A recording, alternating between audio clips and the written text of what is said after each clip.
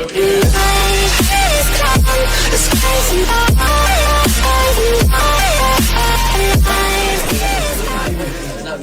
96,500 Coulomb. You're good. That's a Is there physics to it? Okay, so we are basically going to start off all the way kind of as if you guys really don't know too much about electricity. I know for the students who've already taken AP2, a lot of this is going to sound familiar, but we are going to still do the adding of the calculus.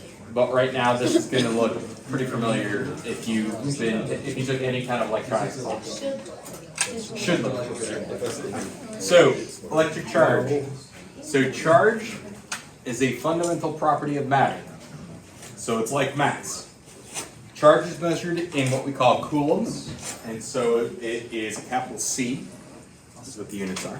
Do you say coulombs? Coulombs. Isn't it coulombs? You're correct. I've heard of both ways. Coulombs sounds weird.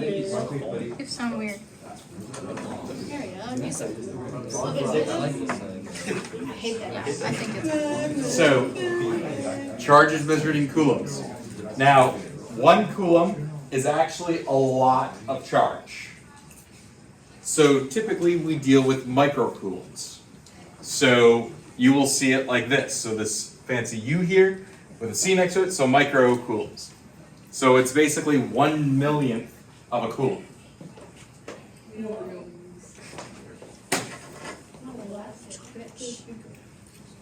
Now the reason why we stick to microcoulombs is mainly because when we're talking charge, we're talking about protons and electrons, charged particles.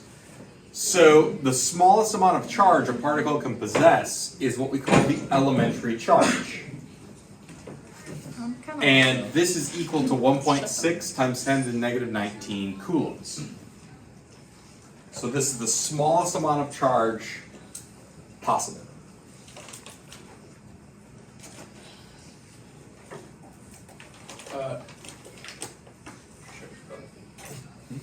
Okay, hold on.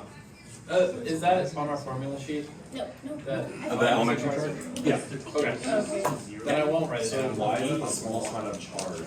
So the reason why it's the smallest amount is, if you see elementary charge E, this is basically the charge of 1 electron. And you can't get any smaller.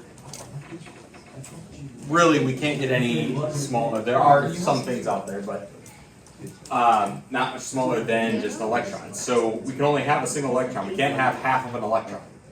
Oh, so that's the charge of it. No, literally. Yeah, that's the charge of 1 electron. It's also right? It is I unclear. need to watch my. Yeah. Can you have something that doesn't neutron? You did not. Yeah. You get a neutron. I'm just gonna talk about it. Okay, so this is for things that have charge. Yes. I thought we mentioned this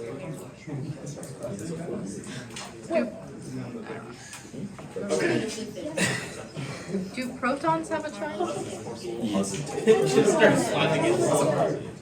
So which one are we going to use? Yeah, it looks like. So you need to know the elementary charge is this, which is basically 1 electron.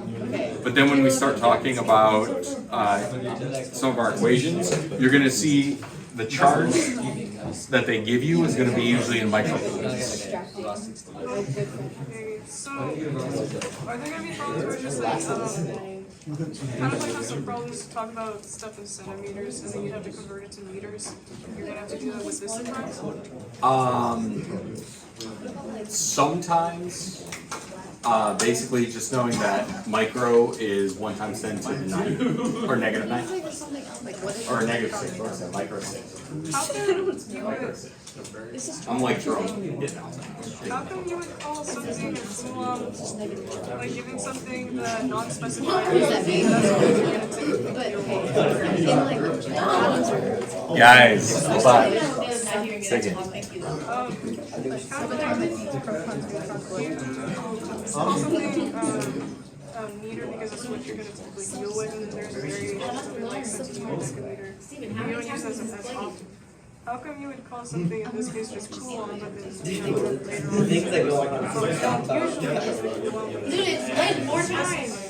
So Like, what's the point of creating a measurement for something that's bigger?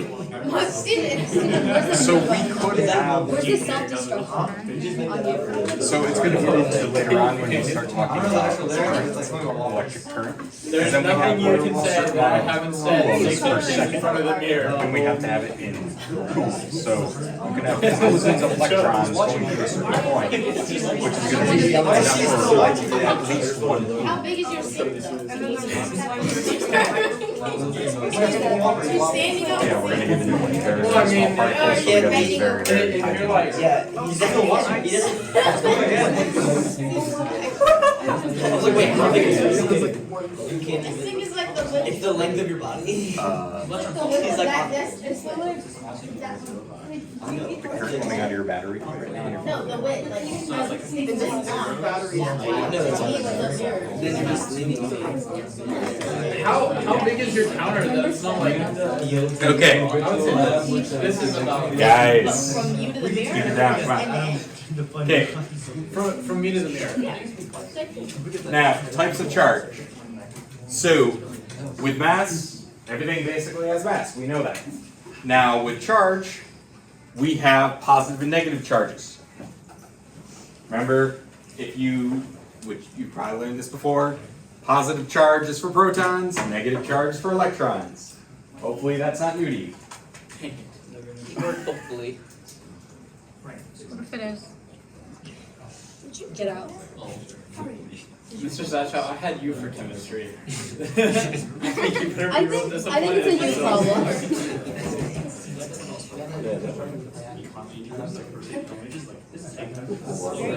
Oh my god. That class. She's much better. And then you're like, I feel like people just don't know I exist. To be fair, Was this the thing you guys did in class? Where she's like, you have to put down this, you have to put down that, you can't fit. Everything. We're just like, Okay, so guys, also, if we think about this, you already had to know this. If you had two positive charges next to each other, what are they going to do?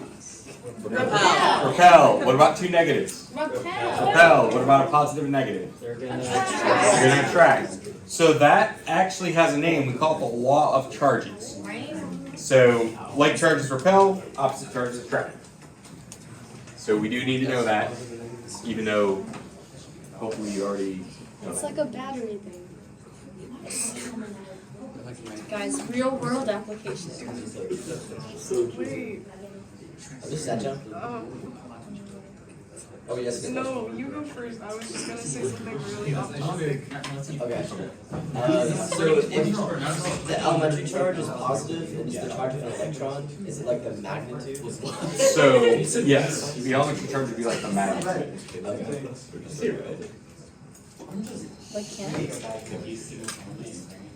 Kill Ken, right? Kaylin? No.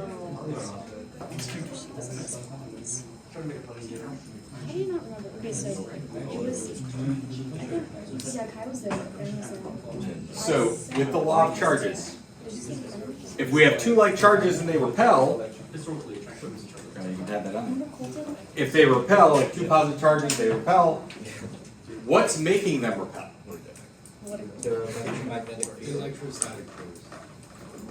Well, yeah, it's electrostatic force. And so it's a force. We talked about forces already.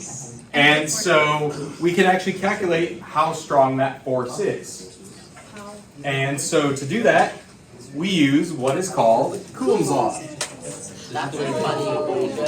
Oh, I got this one though. I got this one from that. That looks ugly. So Don't hate on Walter. define, guys, He tries his best. okay, so define the magnitude of the force between two charges, which here I just labeled Q1 and Q2. We use Coulomb's law. So the force between those charges is equal to, we have this constant here, which I'm going to talk about in a second, multiplied by Q1 times Q2, so whatever the charge is between both those particles, divided by R squared. And R is the distance between the centers of those two charges. Q is the magnitude of charge in coulombs, and we have this kind of weird looking constant here, because we have epsilon naught is actually what we call the permittivity of free space. What? Yep. So we have this constant 8.85 times 10 to the negative 12. Multiply that by 4 pi, and then 1 divided by that answer. But here's the thing. You don't need to worry about that. Really, that whole constant, that's what I was going to say. Do you remember what it is, Mike? 9 times 10 to the 9. Yep. Why don't So- I just give it a symbol then, if it'll never change? Because if we were to change something like, if we were to have something in between the particles. So we're saying like the permittivity of free space, meaning there's empty space between the particles. If there's something between them, now there's not free space between them. There's something between them, which is going to change how they attract. What about air? Like, is air? That's why we assume that free space is considered like a vacuum in the air. Yeah. Someone like this was right. So Thank you. really for us, they give it to you like this on the formula chart, but really the 1 divided by 4 pi epsilon naught is just 9 times 10 to the 9, which is also unequal. But on the formula chart, they just listed the entire equation like that. Mr. Satchel, what does permittivity mean? The ability to go through. Oh, like permeate through an object? Yeah. Yep. That seems like a weird So word. do you just assume like that it's a vacuum Like, because if you had two particles right next to each other, you would assume that If you have two particles. if you have two particles that are like right by each other, you wouldn't assume that there's air next to each other. You would just assume that they're just right by each I have a other. video of Like parkour where he if Yeah. looks you like just looked at this, Yeah. Does this apply for attraction and repulsion? Yes. maybe the So- permittivity means that it doesn't. We're going to take the absolute value when you multiply those two charges together, which is going to give us the magnitude of the force. Yes. So you have the free space, right? Yeah. Does anything like light or radiation affect the free space? Well, then you'd have other forces acting. It's just like, So then you would go for the net force. yeah. Is it for is it light? Well, I mean, light energy can actually create a force. One direction of force by. Yep. is it light being a force because the photons are The photons are moving, they have velocity. yeah. Wait, where does velocity come into this? Like, is it just Well, because that- that would be a force? That's coming up. You're jumping ahead. Okay, Right now, we just want to know the magnitude of the force between. two things that Yeah. are stationary. Yeah. Okay. What do you call that symbol that looks like that funny Epsilon. epsilon? Okay. It's like, Now, to find that direction of the force, we apply the law of charges. So if we see two positive charges next to each other, well, we know they're going to repel. So this just gives you our magnitude. So an example would be something like this. We have a charge of positive 10 microcoulombs placed 10 centimeters from a charge of negative 5 microcoulombs. What is the magnitude and direction of the force felt by the negative 5 microcoulomb charge? So we can use Coulomb's law here. So we have that force is equal to the constant times Q1, Q2 over R squared. So one of the charges is going to be 10 times 10 to the negative 6 because it's microcoulombs. The other one's going to be 5 times 10 to the negative 6. Yes, it is negative, but since we're taking the absolute value anyway, you don't got to worry about that. It's going to go away. Then R squared. Do you think we need to do something for that? Convert it over to meters. So 10 centimeters in meters is 0.1. So we're going to have 0.1 squared. And then that constant, 9 times 10 to the 9. So we plug in those values, and we solve for our force. When we solve for our force, we're going to get 45 newtons to the left, because these are opposite charges, so they're going to attract. We're specifically talking about the negative 5, so it's going to want to go to the left. And is this a tension where both of them feel the same force? You wouldn't really say it at tension. You'd say it more like Newton's third law, equal and opposite. Yeah. How do you know how far each particle has moved from their original spot? Well, we haven't moved them. They're stationary. But it's not like you set two magnets by each other, you watch them go together. We're not having them move right now. We're just keeping them stationary. Okay, but is that gonna come up later? We'll find the acceleration when it. Okay, that's great.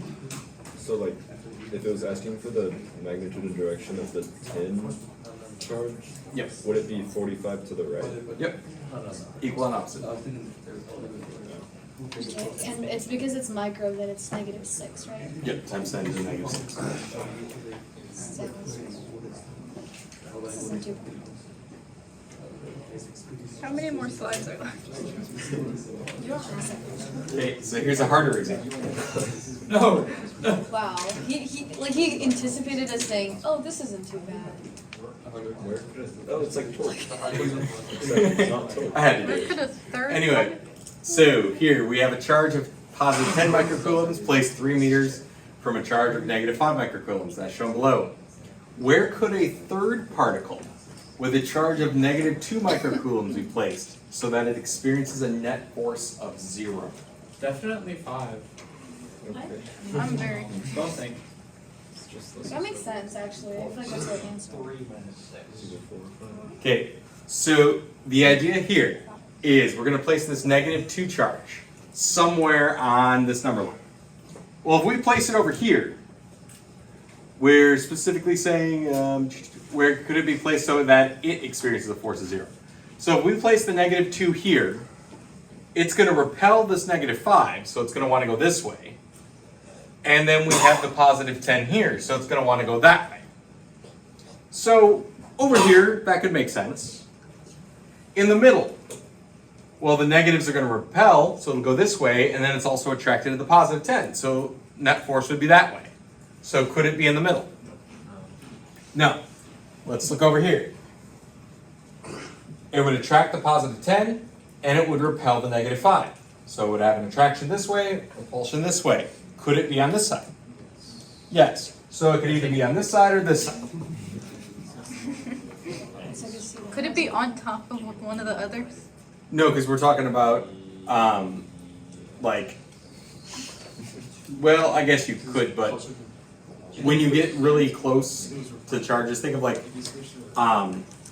with magnets, if you try to put like 2 north poles like literally on top of each other, they really don't want to stay that way. So you have such a huge force, it basically goes to infinity. But we'll talk about that a little later. So, if we were to put it here, for example, it is going to attract to the 10 and repel from the 5. So here, oh, I forgot my name. So it's going to attract the 10, repel the 5.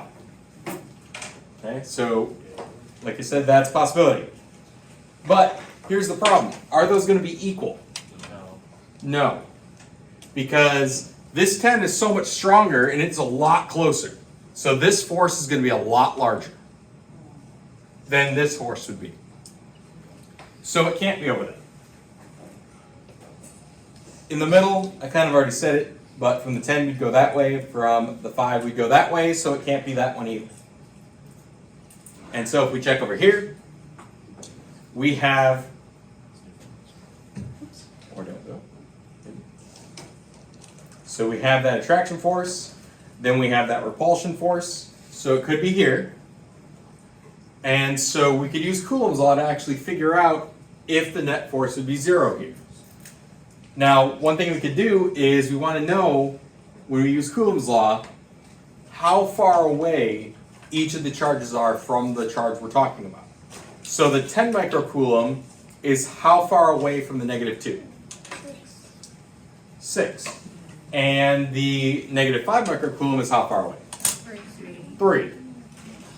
So one idea is, right now, that's if it was at 9. Well, wonder if it's at 10. Oh. Wonder if it's at 8. Wonder if it's at 20. We should keep it at 9. As long as we know it's on that side that would work, we can actually figure it out. So, what's the difference between these two? 3. So, what we can actually say is, if we were to say whatever position this is in, minus 3 is how far it is from the 10. Right? Does that make sense? So like if this was at 10, 10 minus 3 is 7, which means it's 7 away from the positive 10. And if it was 20, 20 minus 3 is 17, 17 away from the positive 10. And we could do the same thing for the negative 5. But here, since it's 3 away from this one, it would be negative 6 now. So we do 9 minus 6 gives us 3 apart. If it was at 10, 10 minus 6 gives us 4 apart, and so on. Is everybody with me so far? Why does that matter? Like how far it is? Because we want to figure out how far we need to place it. Yeah, but if you just subtract it using the spot you have. But we don't know the spot. Okay. Then like, why are we guessing and checking? Well, we're not guessing. I just put it over there, and Okay. then we're coming up with it. It's like, yeah. X is the distance between like what two charges here? So, x is going to be the distance, like whatever, x is your position of the negative 2. So like, right now it's at 9. 9 minus 3 is 6, meaning it is 6 units away from the 10. If it was at 10, 10 minus 3 is 7, means now it's 7 units away from the 10. This x is the x position of this charge. And so that's what we're trying to find. We don't know what it is. We just know it needs to be on this side somewhere. We just don't know exactly where. So that's what we're going to do. So we want to find the force of the 10 on the 2 has to be equal to the force of the 5 on the 2. Because we want the net force to be 0. So the force that experiences from the 10 and the force it experiences from the 2 or the 5 need to be equal. So we're going to use Coulomb's law. But since we know these forces have to be equal, it's Coulomb's law twice equal to each other. So on the left would be the force of the 10 on the 2, and on the right is the force of the 5 on the 2. Now, already, what's one thing we see? The constants cancel. The constants cancel out. So that's easy enough. So that goes away. We can plug in our charges. So we know the Q of 10, so 10 times 10 to the negative 6. And then 2 is 2 times 10 to the negative 6. And we said the distance for that one, the distance is going to be the x minus 3. So we'd have x minus 3 squared down here.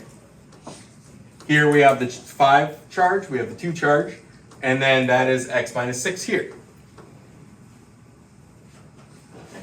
Remember, we don't know the position we need to put it at. So that's why we got to find x. But we do know that these forces have to be equal to each other.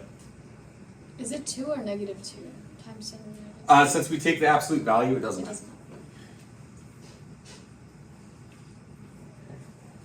So, since everything is basically times 10 to the negative 6, we can kind of just make it a little bit simpler on ourselves.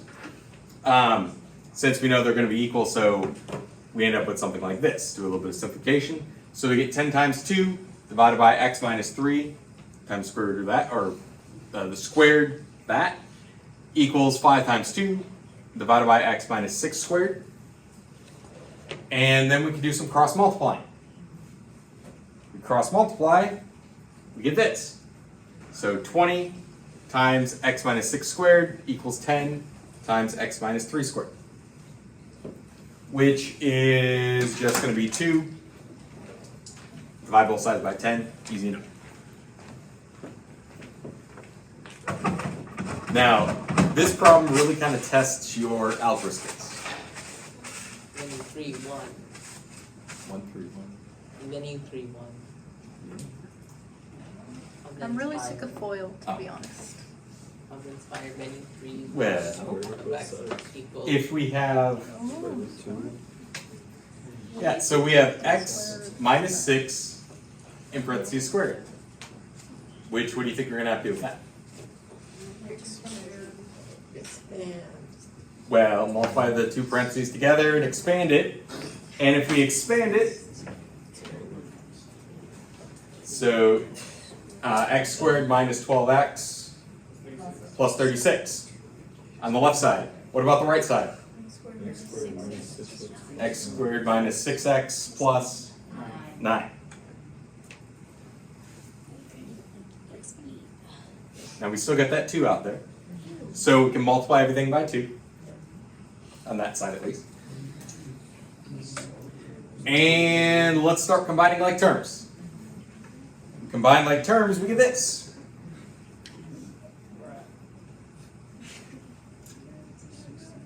So remember, we're still trying to solve for x. Quadratic formula. 9 and 7. So since it's not one you can actually easily do, because we're going to end up getting decimals, It's not hard. yes, we end up using quadratic formula. And yes, the quadratic formula is actually on your formula chart. Wait, really? Wait, where? Oh, Yeah, it should be on the back part. So, I like the song. we want to solve for x, so we're going to use the quadratic formula, plug in our values. We get 2 values here. We get 4.76 and 13.24. Both of these values would work for x, but we need to check which one of these, if not both, actually makes sense. Is everybody with me on how we got those values? I know quadratic formula brings back some PTSD for some. So, go back. so 4.76 and 13.24 were our 2 choices. I'm good. So if we put our -2 at 13.24, and we want to check this. So the force from the 10 is going to be to the left. The force from the 5 is going to be to the right. Well, we already know, because of the math we already did, that would be where the net force is 0. So is this a possible choice? Yes. Yes, this is a possible choice. Oops. What happened to the 4? Oh no. So if we were to put this at 4, well, we already said it can't be in the middle, right? Because the net force would be to the left. What we got was, if we were to put this at that, what was it, the 4.76 position, both of those forces are equal, but one is negative and one's positive, so they're both going to be to the left here. So yes, the forces are equal at this position, but your net force is not 0, because this force is going to be this way, this force is also going to be that way. So both those answers give you the same force, but we need to check it again to make sure it makes sense with our situation. And we just wasted it. Any questions there? Where on the number line? So we had the 13 and we also had 4. Oh. But at 4 we have a force this way and then another force this way. So it can't be 0. Yeah, we want our net force to be 0.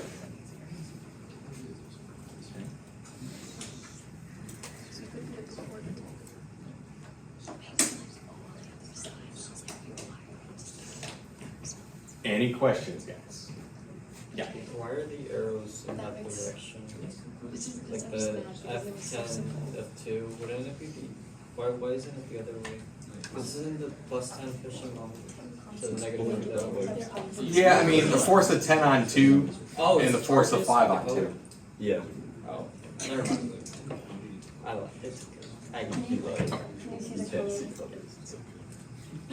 I know it's kind of hard to see.